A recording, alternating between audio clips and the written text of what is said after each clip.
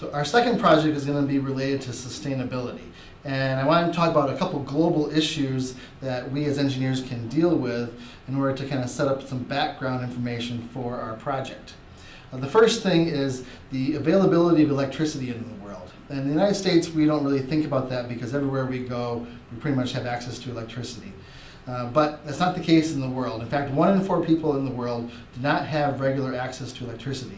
Some of them may have intermittent access to it, but a lot of them don't.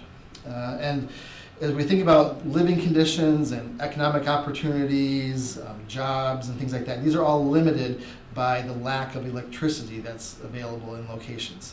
So if we look for alternative energy supplies using wind, solar, other types of renewable energies, we can provide them with ways to improve their way of life, improve their economic abilities, their financial abilities, their living situations, so we can have a sustainable model for parts of the world that don't have access to the same resources that we do.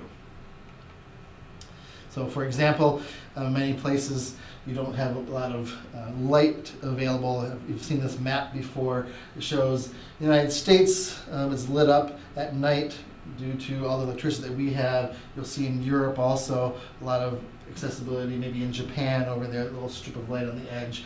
But in many areas in South America, in Africa, the Middle East, and Australia, you'll see them be very dark because there's limited available electricity in those locations. So many people will maybe buy kerosene lamps and use those, or have rechargeable flashlights and other lamps to use for electricity. So. Another issue is the availability of clean water. And water scarcity is listed as a global issue by the United Nations. And looking up some information on this, I found that about 1 billion people around the world don't have a good, clean supply of water in order to drink or to use in cooking and things like that. So in fact, in Africa, thousands of people die, mostly children, every day due to this lack of clean water and the effect that it makes them sick by drinking dirty water, and they can die of disease.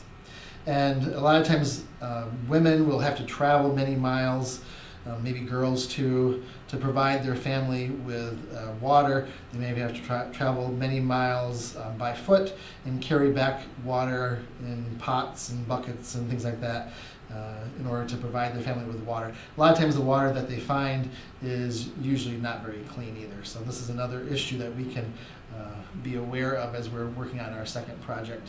And here's a map which shows the darker colors on the map are countries where fewer people have available clean water.